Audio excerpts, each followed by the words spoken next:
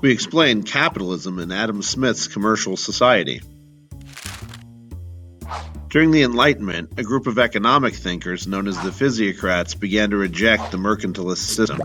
They came to believe that economic growth was stifled when government gets involved in trying to balance the economy. It was their theory that real economic growth can only happen when governments allow market supply and demand forces to dictate the use of the factors of production. The Physiocrats opposed protectionism and high tariff and wanted free trade. Enter the Scottish philosopher Adam Smith, who used his work, The Wealth of Nations, to support the laissez-faire or hands-off ideas of the Physiocrats.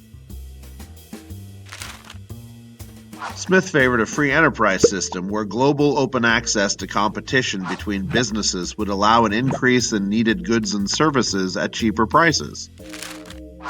Supply and demand and not governments would regulate the markets. Free and open competition would serve as a check against corruption and consumer fraud because a bad company would be eliminated by lack of consumer demand. Prices, manufacturing choices, quantities, wages, and profits would all be determined by the equilibrium of price and quantity.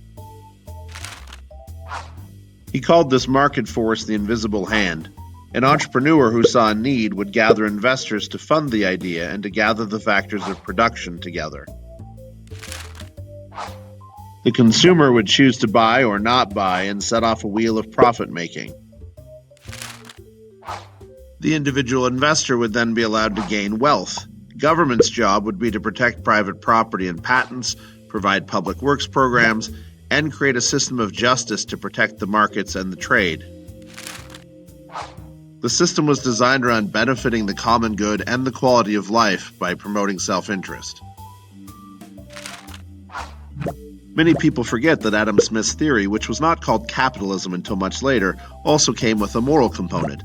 Smith believed that all humans have a natural sympathy for each other, and that those who gained wealth would naturally want to share it with the lower classes by creating jobs, providing higher wages, and providing charity relief.